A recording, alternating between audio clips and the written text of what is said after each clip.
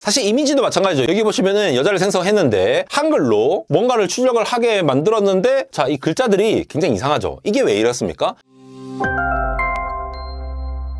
네, 여러분 반갑습니다. 에러입니다. 지난 구글 I.O. 때 VO3가 등장하기도 했고 최근에 오픈 웨이트 모델들이 등장하면서 텍스트뿐만 아니라 이미지라던가 이런 것들을 멀티모달리티로 다 지원을 하는 형태의 AI 모델들이 끊임없이 쏟아지고 있습니다. 불과 2, 3년 전만 하더라도 이게 벌써 이렇게 이루어질 일인가 라고 예측을 하지 못했던 부분도 있는데요. 심지어 우리 스마트폰이나 컴퓨터를 이용할 때도 이걸 보시면은 확장자가 다르잖아요. 애초에 종류가 다른 데이터들인데 이것들을 하나의 모델이 하나의 형태로 이해를 해서 내뱉는다라던가 이런 이미지를 인식해갖고 대답한다는 게 좀 신기하지 않습니까? 이게 어떻게 가능할까요? 이 멀티모달이라는 게 어떻게 왜 가능한 건지를 이해를 하시면은 반대로 역으로 앞으로 얼마나 많은 GPU AI 액셀러레이터들이 많이 필요로 할지 빅테크 경쟁들이 얼마나 심해질지를 반대로 이해를 할 수가 있습니다. 자, 그래서 오늘은 이 단 하나의 AI로 어떻게 이미지와 텍스트 이런 것들을 다 이해를 하고 또 그러한 아웃풋을 비칠 수 있는가와 관련돼서 한번 이런저런 얘기를 해보고 이 멀티모달리티라고 하는 것이 결국은 이게 굉장히 응용이 잘 되면은 이 에이전틱 AI로 가는 흐름이거든요. 이미지랑 오디오를 다 인식하니까 뭐 컴퓨터 화면에 있는 거 알아서 다 인식해갖고 뭐 다 해줄 거잖아요. 이미 어느 정도 돼 있지만 이게 정말 잘 되면은 앞으로 정말 AGI, ASI 쪽으로 가는 쪽으로 갈 수 있기 때문에 이게 왜 필연적인 넥스트 무브인가? 왜 GPU가 필요할 수밖에 없는지를 한번 따져보도록 하겠습니다. 그럼 한번 가보시죠. 자, 우리가 멀티모달 AI를 이해할 때에 이 전체적인 구조를 한번 이해를 하면서 하나하나를 좀 제대로 이해를 해보자고요. 그러니까 어떻게 텍스트랑 이미지를 동시에 읽으면서 한번 이렇게 연관을 지을 수 있지? 텍스트를 입력받는데 어떻게 이미지가 나올 수 있지? 이미지를 보고 어떻게 텍스트를 이해할 수 있지? 가만히 생각해보면 좀 신기하잖아요. 그래서 첫 번째 봐야 될 것이 이 부분입니다. 비디오도 있고 뭐 오디오도 있고 음악도 있고 말하는 것도 있고 여러 가지 이런 데이터 형태들이 있을 텐데 이 데이터를 어떻게 인식하느냐, 이 데이터들을 어떻게 공통적으로 같은 개념으로 이해를 할 것인가. 두 번째, 이렇게 서로 다른 데이터들이 어떻게 공통적으로 하나의 데이터 형태로 소통할 수 있느냐라고 하는 것들. 이 부분을 두 번째로 살펴볼 거고요. 마지막에 세 번째, 어떻게 다시 소리와 영상 쪽으로 확장이 될 수 있느냐. 이게 세 번째입니다. 원래는 텍스트만 주구장창 이렇게 했던 애들인데 이 텍스트뿐만이 아니라 텍스트랑 오디오랑 이미지랑 이런 애들을 다 같이 이해할 수 있는 방법은 이렇게 인식을 하는 것들에 통합을 할 수 있는 방법이 있었기 때문이거든요. 그리고 텍스트를 처리하는 양과 이미지를 처리하는 양은 굉장히 다르죠. 컴퓨팅하는 양이 굉장히 많기 때문에 그만큼 컴퓨팅 양이 많이 필요합니다. 근데 이게 지금 통합적으로 가고 있다는 말이에요. 그러면 얼마나 많이 발생하는지를 한번 이해를 해보자고요. 이걸 이해하려면은 LLM의 시작인 트랜스포머부터 이해를 해야 되는데 제가 뭐 트랜스포머 전체적으로 뭐 강의를 할 것도 아니고 이해를 하셔야 될 부분 요것만 있으면 됩니다. 사실상 핵심적인 개념이죠. 어텐션이라는 개념입니다. 이걸 이해를 해야지 멀티모달을 이해를 할 수 있어요. 이 트랜스포머라는 것이 여기 보시다시피 예를 들어 단어들이 이렇게 있잖아요. 단어들 She is eating a green apple이라고 하는 게 있는데 얘네들끼리의 어떤 각각의 단어들끼리의 상관관계도가 얼마 정도 되느냐. 뭐 예를 들어 까만 거 하이 어텐션 얘는 한 100점 줄게. 그 다음에 얘는 뭐 한 70점. 근데 얘는 뭐 한 10점. 예를 들면 이렇게 점수를 준다라는 거예요. 이런 스코어를 매기게 되는데 이런 어텐션 스코어에 따라서 어떻게 되느냐. 처음에는 she만 입력을 해요. she만 입력을 하는데 she를 입력한 다음에 그 다음에 나올 게 뭐지? 라고 그 수많은 가능성 중에서 다음 걸 내보내고 그 다음에 she is가 나왔죠? 그러면 다시 she랑 is를 넣습니다. she랑 is를 넣고 다시 그 다음 걸 했는데 eating이 나오고 eating이 나온 다음에 또 어떻게 하느냐? 이 세 가지를 다시 다 넣어가지고 그 다음 거 나오고 이런 식으로 한 개 한 개 한 땀 한 땀 만들어내거든요. 이러한 역할을 하기 위해서는 그 전에 이렇게 내뱉어내는 과정, 그러니까 추론 과정을 하려면은 그 전에 학습을 할 때 단어들끼리 얼마나 관계가 있는지를 학습을 해놓는다는 겁니다. 그래서 이거를 뭐 수백 차원, 수천 차원의 어떤 벡터 형태로 각각의 어떤 값을 갖고 있거든요. 그래서 뭐 KV 캐시니 뭐 QKV 계산하고 뭐 이런 얘기 많이 들어보신 분들도 많으실 텐데 어쨌든 중요한 거는 여기서는 제가 단어라고 말씀드렸지만 예를 들어 it 혹은 ing 이렇게 구분할 수도 있어요. 각각의 토큰이라고 얘기하는 그 토큰과 토큰끼리의 어떠한 얼마나 관계가 있느냐를 벡터로 쫙 해갖고 정리를 해놓는 거예요. 이렇게 되니까 기존에 시퀀셜하게 동작하던 것들에 대비해서 병렬적으로 처리가 가능합니다.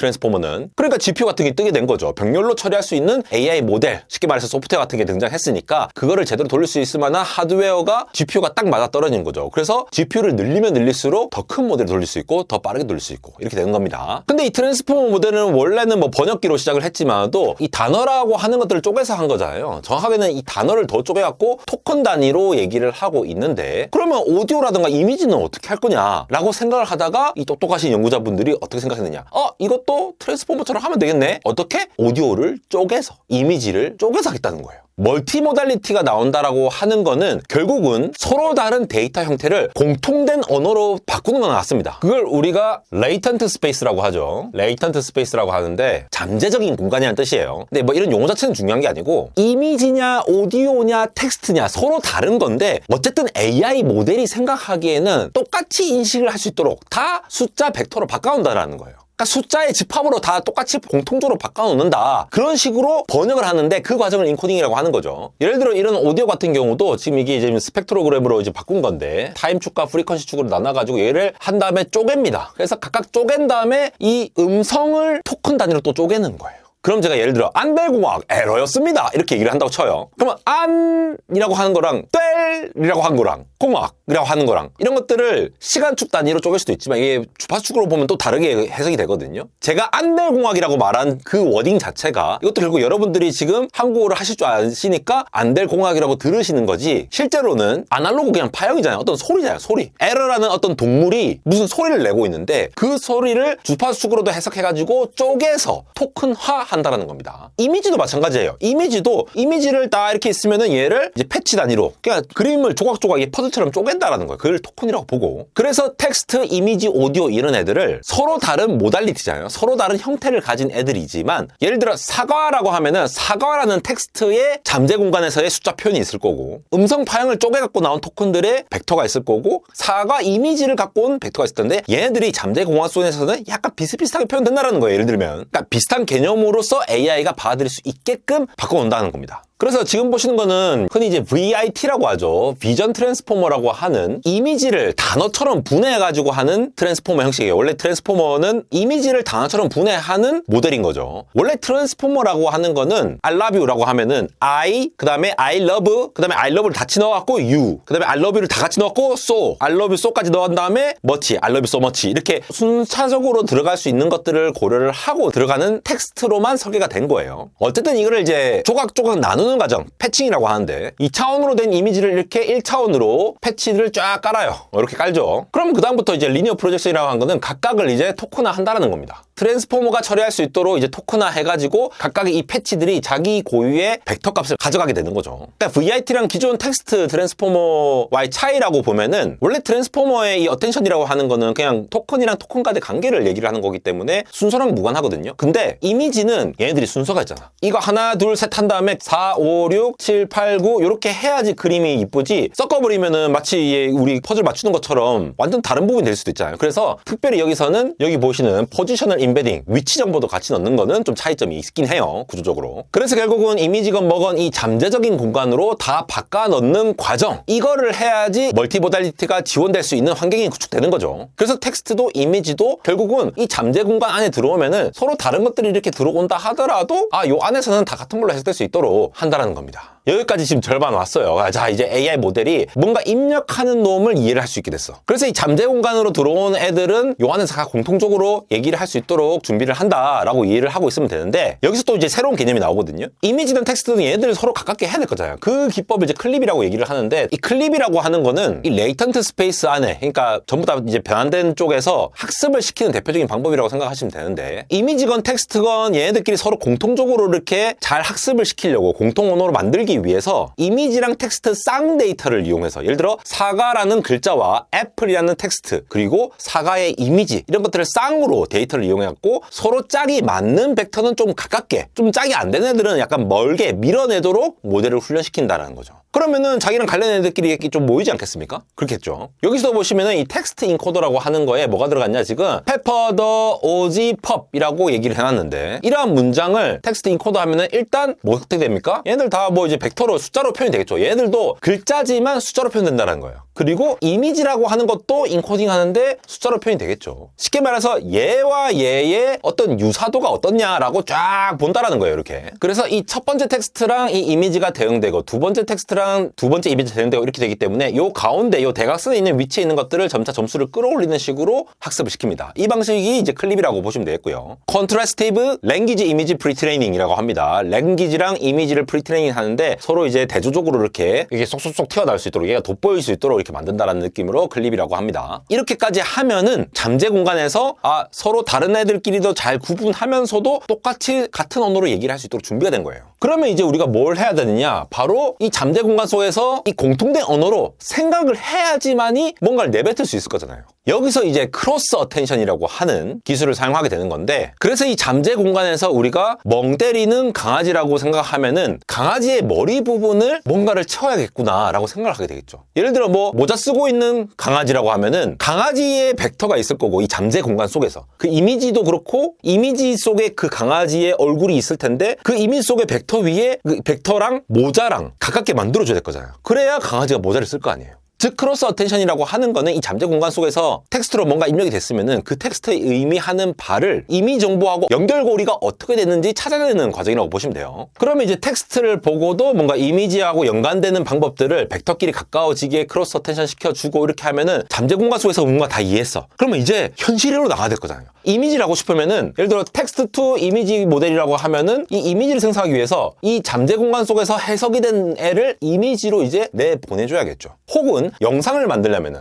텍스트 투 비디오라고 하면은 잠재 공간 속에서 이해가 됐던 애들을 비디오로 생성해주고 그러면서 오디오도 씌워준다라던가 이런 것들을 해줘야 될 거잖아요. 사실 트랜스포머 기반으로 텍스트를 텍스트로 내뱉는 거는 그냥 트랜스포머 구조를 그대로 이용하면은 나올 수 있겠죠. 근데 이미지 생성은 여러분들이 잘 아시는 디퓨전 모델을 사용을 합니다. 뭐 이것도 이제 기업마다 다르겠죠, 사실. 디퓨전 모델 모르시는 분들을 위해서 잠깐 얘기를 하면은, 자, 학습을 시킬 때는 이제 포워드 프로세스라고 하죠. 원래 학습할 때 이렇게 노이즈, 가우시안 노이즈를 쭉쭉 넣어가지고 조금씩 추가하면서 최종적으로는 완전히 무작위한 노이즈가 나올 수 있도록 이렇게 만드는 과정으로 모델 학습할 때는 그렇게 학습을 해요. 그럼 거꾸로 우리가 무에서 뭔가 생성할 때는 이 노이즈가 있는 거에서 조금씩 노이즈를 없애가는 과정으로서 이 이미지를 생성한다는 겁니다. 그래서 정리하면 이렇게 되는 거예요. 첫 번째, 텍스트가 있다, 이미지가 있다, 오디오가 있다, 이런 애들을 다 싹 묶어가지고 하나의 형태로 만들어주는 거. 이 과정이 인코딩 과정이고요. 두 번째, 아까 말씀드렸던 크로스 어텐션. 저렇게 다 바꿔줬으면은 이 바꿔준 애들끼리 어떤 관계가 있는지를 잘 이렇게 붙여주는 거죠. 텍스트 자체에서 모자 쓴 고양이라고 하면은 고양이랑 모자랑 이 벡터를 이제 서로 가깝게 해주는 과정이라고 생각해 주시면 되고, 간단히 말해서 마지막으로 디퓨전 하는 거는 이렇게 나온 결과물들을 이제 텍스트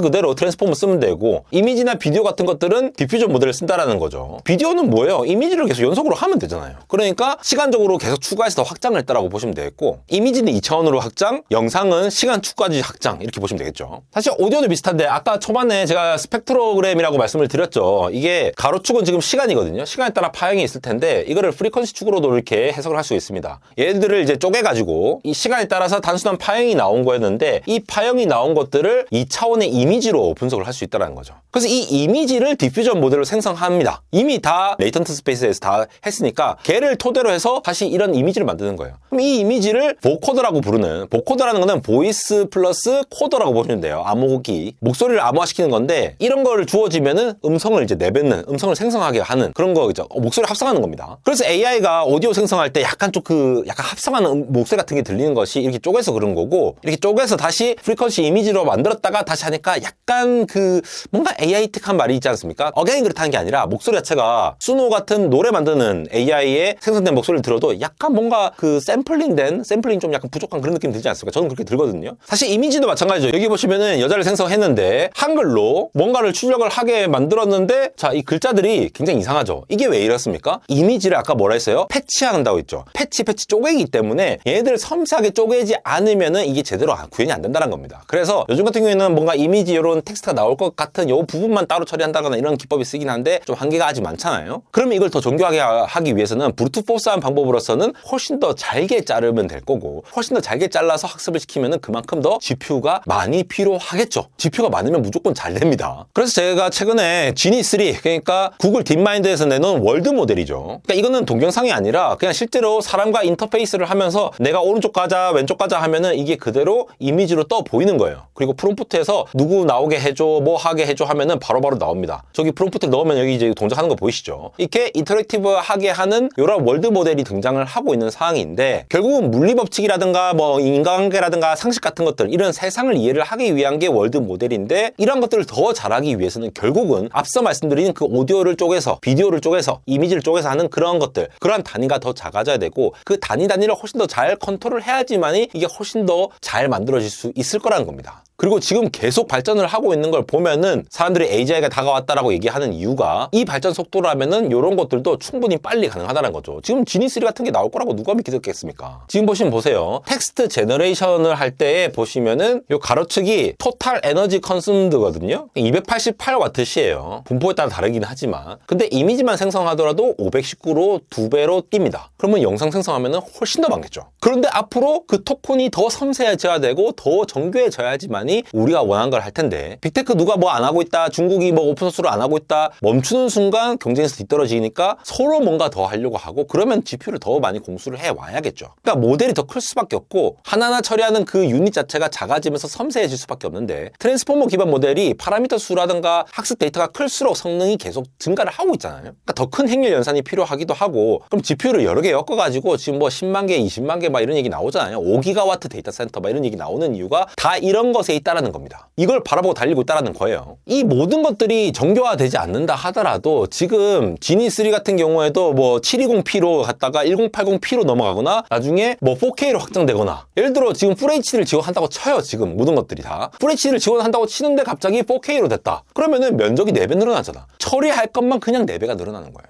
해상도가 높아졌다라는 것만으로도 그냥 4배가 늘어나는데 계속 더 확장되지 않겠습니까? 그러니까 더 높은 품질을 위해서 디퓨전 모드 같은 경우는 노이즈 제거 단계를 더 늘려가지고 연산량을 증대시켜서 품질을 올릴 수밖에 없는 거고, 물론 디퓨전 모델보다 더 좋은 게 나올 수도 있겠죠. 그건 어떻게 될지 모릅니다. 그리고 데이터가 점차 계속 확장을 하고 있잖아요. 모달리티가 이미지에서 비디오에서, 이제 비디오에서 3D로 갑니다. 그러면서 월드가 나옵니다. 그러면 처리해야 될 게 정말 많아진다는 거죠. 이러한 현실을 알고 있는 빅테크들은 이렇게 뭐 TPU라든가 구글 같은 경우에 자체 칩을 미리 설계했죠. 구글이 진짜 일찍 시작한 거예요. 구글이 진짜 먼 미래를 바라보고 정말 준비를 잘 해왔던 겁니다. 그리고 그 중에 엔비디아도 준비를 하고 있었죠. GPU를 서버용으로 계속 준비를 하고 있었죠. 캐나다 연구팀이랑 같이 해가지고. 그래서 지금의 AI 혁명이 일어날 거다라고 하면서 정리를 해보려고 하는데요. 멀티모달리티를 이해를 하려고 하다 보니까 이미지, 비디오 다 토큰화하는 과정이라든가 잠재 공간속에서 똑같은 언어로 이해를 할 수 있는 방법, 이해를 했다 치고 그걸 다시 내뱉는 방법, 이러한 모든 것들이 가만히 생각해보면은 더 잘하려면 결국 모델이 아예 뒤바뀌거나, 그게 아니면은 결국은 GPU를 때려 넣어가지고 뭘 해야 된다? 컴퓨팅 할 수 있는 능력을 엄청나게 늘려야 된다. 근데 엔비디아한테 다 하기가 부담스러우니까 지금 자체칩 같은 거 만들고 있잖아요. 근데 자체칩이 지금 성능이 잘 안 나오고 있잖아요. 도조 같은 것도 지금 중단했죠. 도조 프로젝트가 지금 중단을 한 경우도 이게 쉽지 않다는 겁니다. 그러한 관점에서 AI 모델의 성장과 함께 AI 반도체가 어떻게 경쟁을 해 나갈 것인지, 엔비디아가 얼마나 지금 강력한 것인지를 알 수가 있는 부분이 되겠습니다. 지금까지 에러였습니다.